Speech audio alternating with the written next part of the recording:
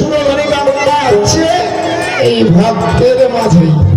কি ও মা, আপনারা সবাই বাবারা দাদারা কিন্তু দেবে না। দেখি আপনারা একবারে যে মায়ের আলা চিপে নাই সে মা যেন উলুধ্বনি দেয় না। আলা চিপে বোঝেন, এটা পুরুষেরা পারবে না, আপনারা পারবেন। তাহলে আপনারটা যদি পুরুষরা পারে না, তা আমাদের রাধা গোবিন্দের ধ্বনি আপনারা কোন অধিকারে নাম যজ্ঞে জয় রাধা গোবিন্দের মানতে হরি হরি বলো, যেটু ভাগ হয়েছে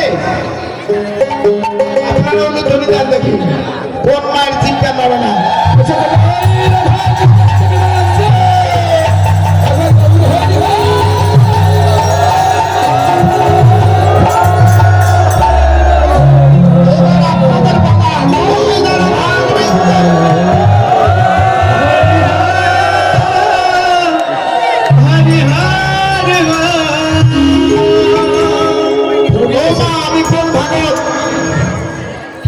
আমি কোন ভাগত?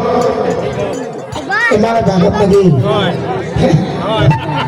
ভাবেন না, ভাবেন না, আমি মাঝখানে রইলাম। এটা করো না, ওটা করো না।